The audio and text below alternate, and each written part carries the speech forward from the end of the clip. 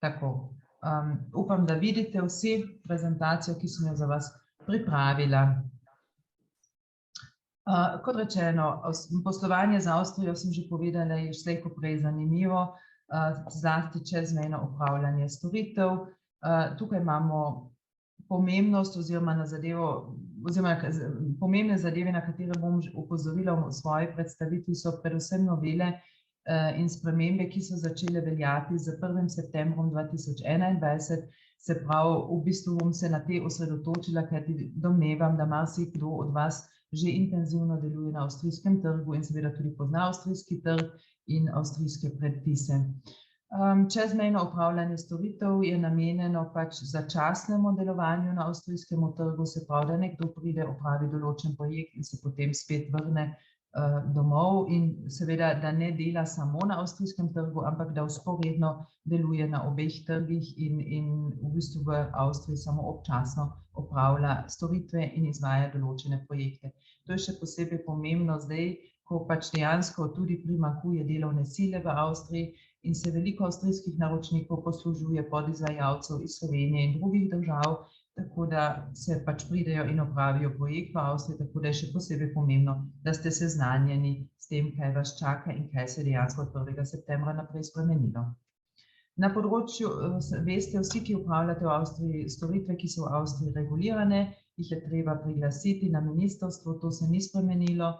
V bistvu, če je dejavnost regulirana, je potrebna priglasitev dejavnosti in v primeru gradbeništva je treba priložiti tej priglasitvi tudi zavarovalna polica, ki krije 1 milijon na škodni primer ali 3 milijone na leto. To je dokaj draga zavarovalna polica, je pa obvezna v primeru priglasitve gradbene dejavnosti.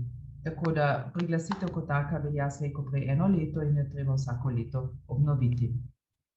Največje spremembe pa se nanašajo seveda na zaposlene, to je tudi ključno vprašanje in je bilo zelo veliko na tem področju v preteklosti, zelo veliko odločb, zelo veliko postopkov, tako da je res zelo kontroverzno področje in tukaj so se bile tudi največje spremembe, zlasti kar se tiče novele, ki je začela veljati 1. septembra 2021.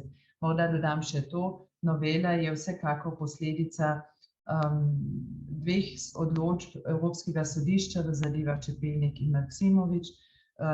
Prepričana sem, da ste v teh zadevah že slišali, ta 2 primera sta bila res ključna, ki smo jih tudi mi vodili pred Evropskim sodiščem in v obeh primerih je bila Avstrija strogo obsojena strani Evropskega sodišča, da ne dela v skladu z evropskim pravom. In ta sprememba je seveda posledica tako rekoč tudi teh sodb. Morda še to, tudi verjetno veste, ne vem, če ste bili tudi se sami pridružili, ampak preden da je prišlo do postopkov na Evropskem sodišču, se je 135 podjetij pritožilo na Evropsko komisijo skupaj z nami in tudi to je bilo zelo pomembno, kajti prepričana sem, da stališče in pozicija Evropske komisije, ki je bila merodajna in zelo pomembna v teh postopkih Čepelnik in Maksimovič, morda ne bi izgledala takšna, kakor je izgledala, če ne bi bilo teh pritožb. Tako da tudi na tem mestu še enkrat hvala za vaš pogum, da ste se dejansko tudi pridružili tem postopkom. Zdaj pa v bistvu, kaj se je dejansko spremenilo. Še enkrat, zakon velja za vse delavce, ki so v Avstrijo napoteno, vključno z sečnjo lesa, se pravi, vedno, če delavce napotite v Avstrijo, ne glede na področje, morate v bistvu upoštevati to zakonodajo. Pri tem je treba dodati še to, da zakon določa, da se preverja po vsebini, ne pa po formalnih merilih. Se pravi, ne pomaga nič, če vse samo formalno lepo napišete, dejansko vsebinsko se pa drugače izvaja, ampak se preverja po vsebinskih merilih, tako da to je zelo pomembna zadeva. Kar se tiče izjem, seznam in katalog, ki ga vidite na zaslonu, se vam zdi morda zelo dolg, zelo obširen, dejansko pa ta katalog zajema pravzaprav zelo malo situacij in zelo redko lahko uveljavljate eno od teh izjem. Morda najpomembnejša izjema je verjetno ta, da če greste na sestanke, s katerimi niso povezane storitve, se pravi, ko se greste pogovarjati recimo za en posel ali pa kaj takega, potem ni treba priglasiti delavca. Čim je pa v bistvu povezana storitev z tem sestankom, pa je to treba. Pomembna izjema morda, ki je bila sedaj dodana oziroma ki je bila sedaj specificirana, kajti v preteklosti to ni bilo jasno razvidno iz zakona, je to, da je v bistvu dobava blaga, ki ste ga sami izdelali v Sloveniji in ga potem pripeljete v Avstrijo, ni zajeta od zakona. Prevozništvo kot tako je zajeto, ni pa zajeta dobava blaga, če vi dejansko to blago sami izdelate v vaši tovarni v Sloveniji in potem samo blago dostavite, če tej dostavi ne sledi storitev. To je morda tudi zanimivo, kajti to je bilo v preteklosti nejasno in je bilo veliko debat okrog tega, ali je zajeto ali ni zajeto.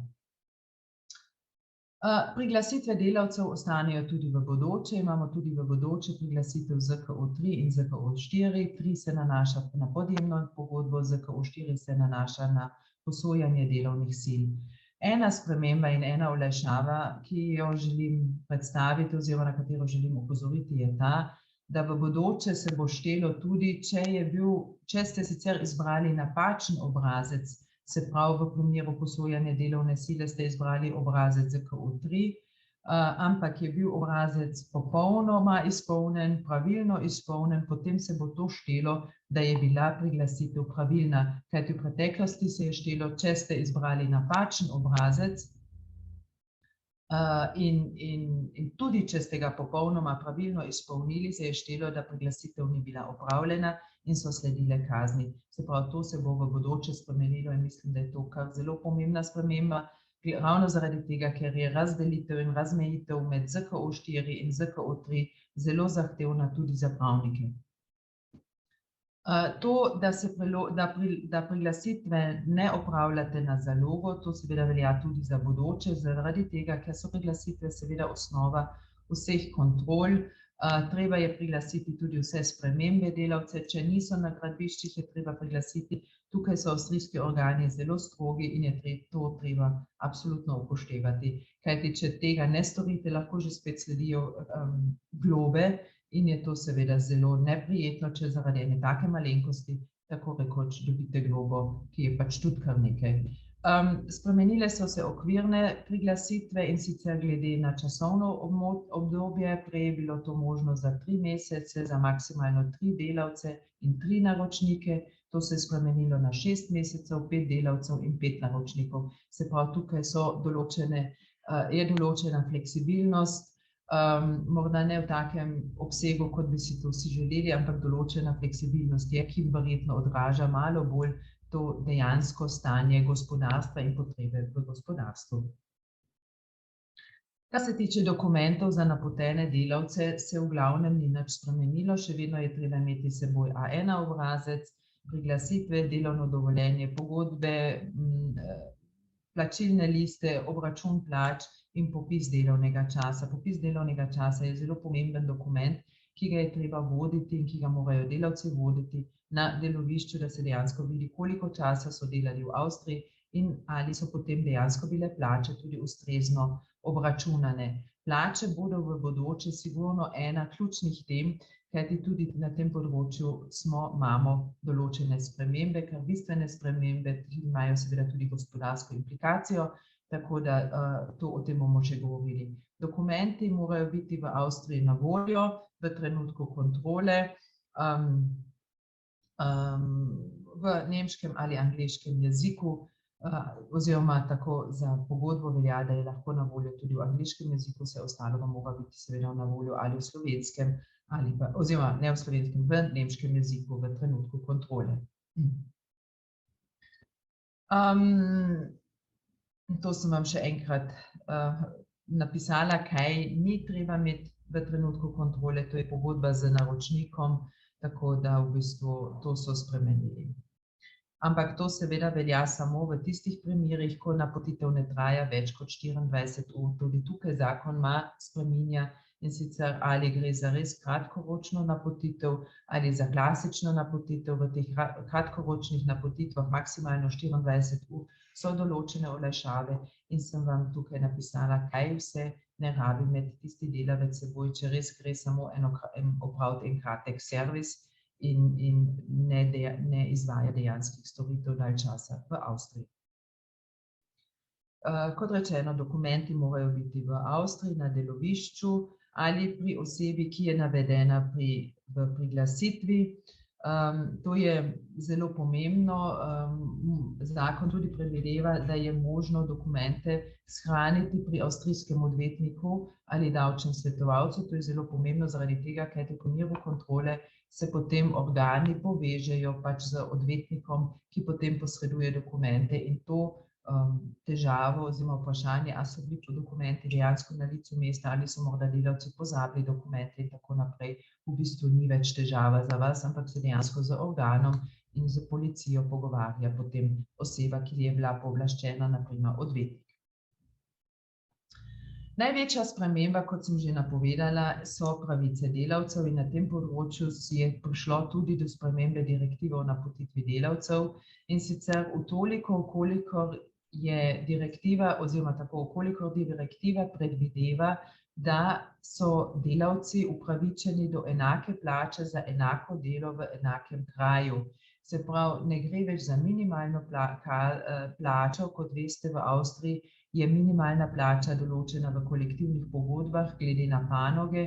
Imamo vsega skupaj nad 800 kolektivnih pogodb, razporeditev zna biti zelo kočljiva in zelo kočljiva, zlasti zaradi tega, ker je treba upoštevati, kaj delavci dejansko delajo, kakšno imajo izkušnjo, koliko imajo delovne dobe in na tej osnovi se pač potem delavec razvrsti in potem imamo tudi določeno pač minimalno plačo. Nimamo minimalne plače na nacionalni ravni, kot je to na primer v Sloveniji.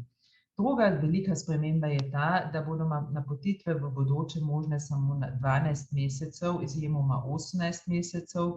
Na osnovi stare direktive je bila napotitev možna 24 mesecev oziroma do 5 let. To se bo spremenilo, se pravi, po tem obdobju je obvezno treba delavca prijaviti v zdravstveni sistem, v katerem opravlja storitve. Pomembno je tudi to, da vsa ta določila, zlasti direktive, veljajo tudi za prevozništvo. Plače. Kakšne so plače in kaj je treba plačati? Seveda je to, da je treba delavcem plačati za časa napotitve plačo, kot jo določa avstrijska kolektivna pogodba. To sem že povedala, razporeditev zna biti zelo kočljiva in je treba upoštevati različne elemente, od izobrazbe delavca do dela, ki ga opravlja, do delovne dobe in tako naprej. Potem dodatno k tej osnovni plači imajo seveda delavci v Avstriji 14 plač, to velja tudi za napotene delavce, torej napotenim delavcem morate plačati tudi sorazmerni del 13. in 14. plače. Nadure se posebej obračunajo, veljajo avstrijski standardi, to pomeni, da od 40. ure naprej, ki jo delavec opravi, pripadajo delavcu pribitke za nadure. Potem pa pazite na eno stvar. Običajno, in to določajo pač panožne kolektivne pogodbe, se spreminja tudi osnovna plača v primeru nadur, se pravi povišuje za določen odstotek, običajno to 25%, in na to še dodatno pribitek za nadure v višini 50% običajno. Se pravi, to postane zelo drago, to je tudi razlog, zakaj veliko avstrijskih podjetij ne opravlja nadure, ker zadeva pač postane zelo draga. Glede na to, da sem že povedala, oziroma sem se že dotaknila delovnega časa in nadur, ki veljajo ure od 40. ure dalje, je pa tako, pazite prosim tudi na to, da avstrijske kolektivne pogodbe predvidevajo delovni čas, ki je manjši od normalnega, običajnega delovnega časa, lahko je to 38,5 ur ali pa 39 ur. In se pravi, za delovni čas med 38,5 uro ali pa 39 in 40 uro pripada dodatek, pribitek za nadure pa komaj nad 40 uro. Se pravi, to zna biti v vsakem konkretnem primeru relativno komplicirano in je treba preveriti, kaj dejansko je treba plačati. Pomembna sprememba je tudi ta, da na osnovi nove direktive pripadajo delavcu tudi dodatki, recimo dodatek za montažo. Take dodatke določajo določene kolektivne pogodbe in je tudi to treba upoštevati. Delavci so upravičeni tudi do določenih premij, če to določa kolektivna pogodba. Delovno dobo je treba absolutno upoštevati in morda še ena sprememba, da gre za bruto zneske.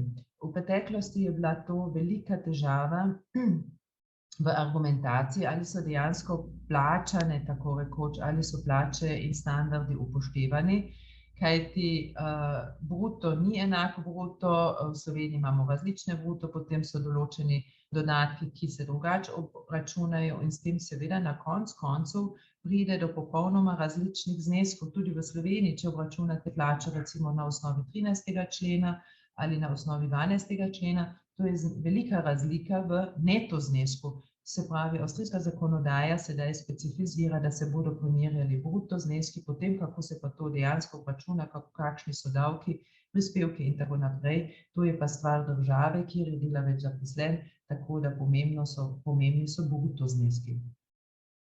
Pomembno je tudi to, da mora v skladu z novo direktivo in novo avstrijsko zakonodajo delodajalec trpeti stroške potovanja, prehrane in bivanja delavca v primeru njegove napotitve.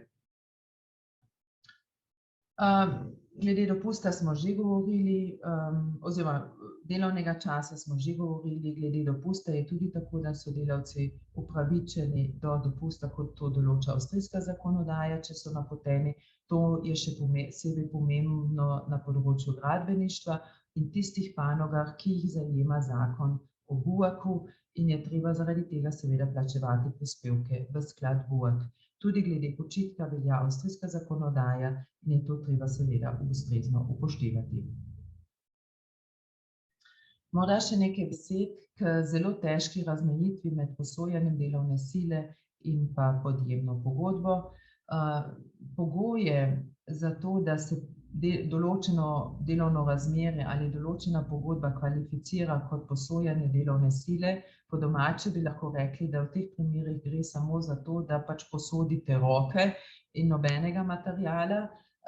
Pogoji za to so bili določeni v sodbi Evropskega sodišča v zadevi Martin Mead in ključni kriteriji, ki se upoštevajo za razmejitev, so odgovornost, se pravi, ali izvajalec odgovarja tudi za brezhibnost svojega izdelka.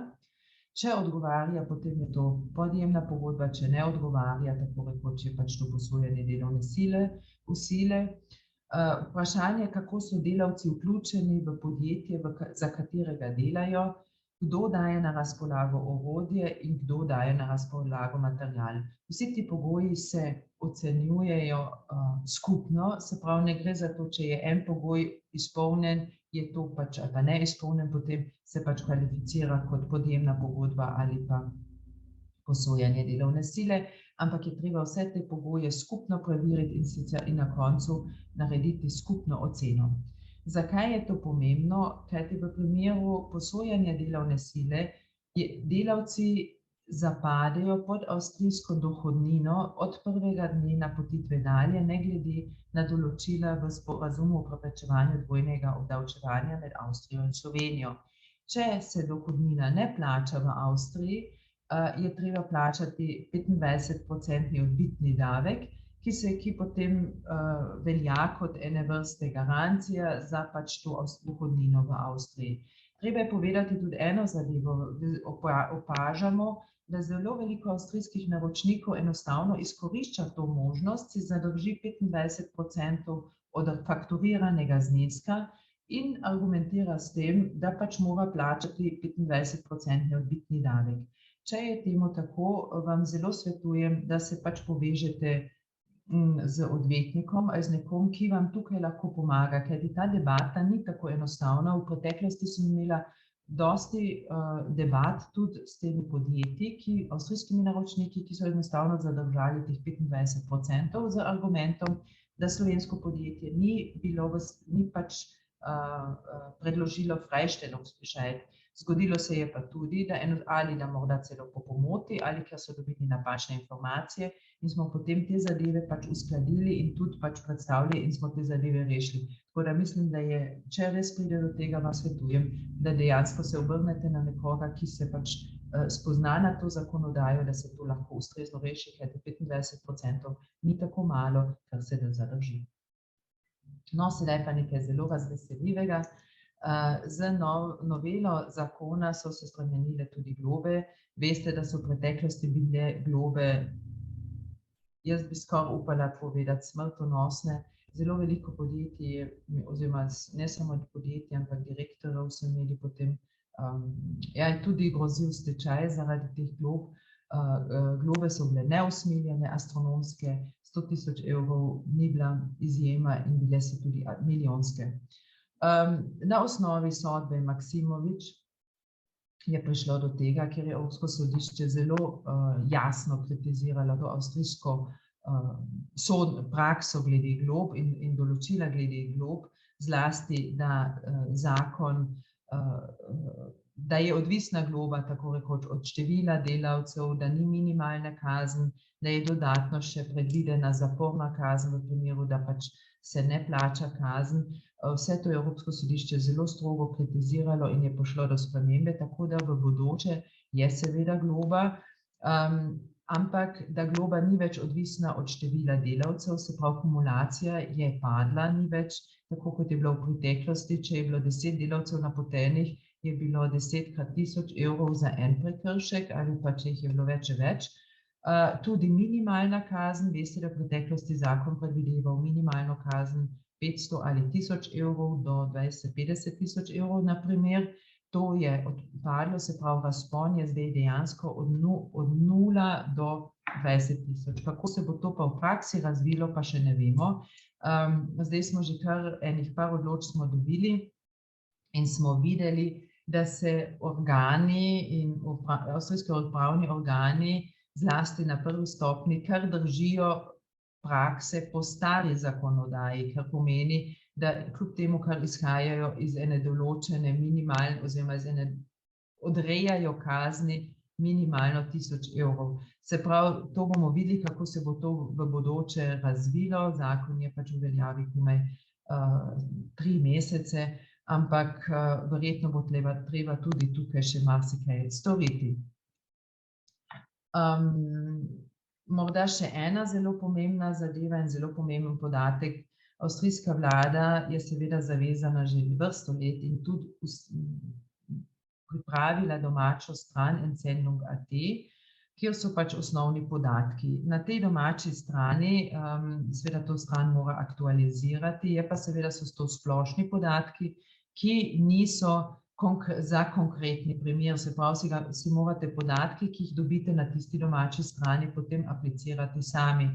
Je pa pomembno to, da če pod določenega podatka niste našli na tisti domači strani oziroma če ni bil objavljen na tisti domači strani, je to olajševalna okoliščina. Se pravi, če dejansko določenega podatka niste našli, potem je to olajševalna okoliščina, ampak pazite, podatki na tej domači strani so seveda splošne narave in niso konkretne narave. Se pravi, aplikacija določenega določila je seveda v vaši odgovornosti.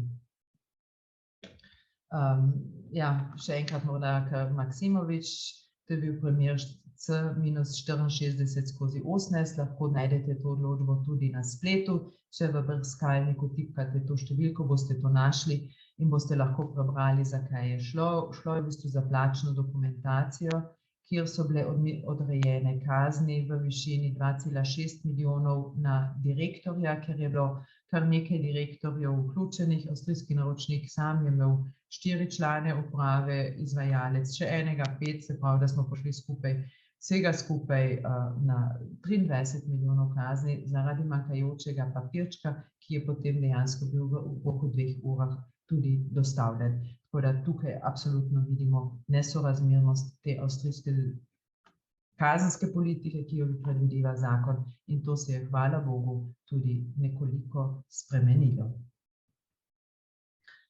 Morda še dve besedi o zadevi Čepelnik, kjer je šlo za varščino. Ne vem, koga od vas je morda tudi doletela ta zadeva. Dejstvo je, šlo je za to, da so avstrijski organi v trenutku kontrole takoj odredili tudi varščino, ki jo je moral plačati avstrijski naročnik. Varščina je bila odrejena v višini še odprtega plačila po pogodbi. Lahko si predstavljate, da je to zelo učinkovit ukrep bil v smislu avstrijskega protekcionizma, kajti noben se ni več upal z nobenim iz druge države članice izvesti pogodbo, skleniti pogodbo, kajti vedno je moral računati s tem, da bo pač moral na koncu plačati plačilo avstrijskim upravnim organom, ne pa naročniku, kar seveda privede do tega, da naročnik oziroma izvajalec ne bo izvedel dela, da bodo težave in tako naprej, in da bo zadeva zelo zakomplicirana. Predvsem zaradi tega, ker je ta varščina bila odrejena, preden da je bila sploh odločba glede glob pravnomočna. Se pravi, ta ukrep je bil zelo hud, še posebej zaradi tega, ker so ga odrejali, ker je z argumentom, da ima izvajalec sedež v drugi državi članici. No, lahko si predstavljate, da je tudi tukaj, oziroma verjetno veste, da je tudi tukaj Evropsko sodišče zelo rigorozno reagiralo in seveda ta ukrep razveljavilo oziroma povedalo, da je v neskladju z pravom EU-ja. In treba je povedati, da je v trenutku, ko je dejansko ta primer prišel v Luksemburg, avstrijski organi niso več odrejali varščine. Tako da tukaj se je dejansko kar nekaj spremenilo. Varščina slej ko prej ostaja kot instrument v zakonodaji, kar mislim, da ni prav, ampak tako je pač avstrijski zakonodajalec se odločil, ampak se ne izvaja tako, kot se je izvajal v preteklosti. Tako da je tudi to kar precejšen uspeh na tem področju. No, tukaj sem vam spisala še, kaj je Evropsko sodišče povedalo glede varščine in kako, da to pač absolutno ne gre in da so katere pravice, da so prikrajšane pravice tudi naročnikov in tako naprej. Se pravi, kljub temu varščina ostaja, zdaj že dolgo v praksi, že dolgo nismo videli, da bi dejansko bila izrečena varščina, tudi zaradi tega, ker pač se kazenske odločbe izvajajo v drugi državi članici, se pravi, če je pravnomočna avstrijska odločba, se lahko gre v izvršbo v Sloveniji in boste kljub temu morali plačati tako rekoč. Tako, to je bilo v bistvu en kratek povzetek oziroma to je bila en skupek novosti, ki jih pač določa ta novela, ki je začela veljati 1. septembra 2021. Mislim, da na določenih področjih je absolutno pač prišlo do olajšave in spremembe, hvala Bogu, v smislu notranjega trga. Mislim pa, da ostaja še kar nekaj področij in kar precej dela še, da bomo dejansko ta naš notranji trg in še posebej v naši regiji, kjer imamo zelo veliko mej, če pač imamo paradi iz Celovca recimo ali pa iz Graca do Dunaja 300 kilometrov, smo na Hrvaškem, Bosni, Italiji, Nemčiji, Češka in Slovaška so to naše sosednje državice, zelo veliko mej in da bo dejansko zaživel ta notranji trg na tem področju, mislim, da bo treba tle še kar precej storiti, ampak seveda za vsako zadevo, vsaka zadeva, dobra zadeva pač potrebuje čas. Tako da hvala za enkrat za vašo pozornost na tej točki, če so pa kakšna vprašanja, pa mislim, da morda jih kar pač naslovimo, če se čezmejno upravljanje storitev.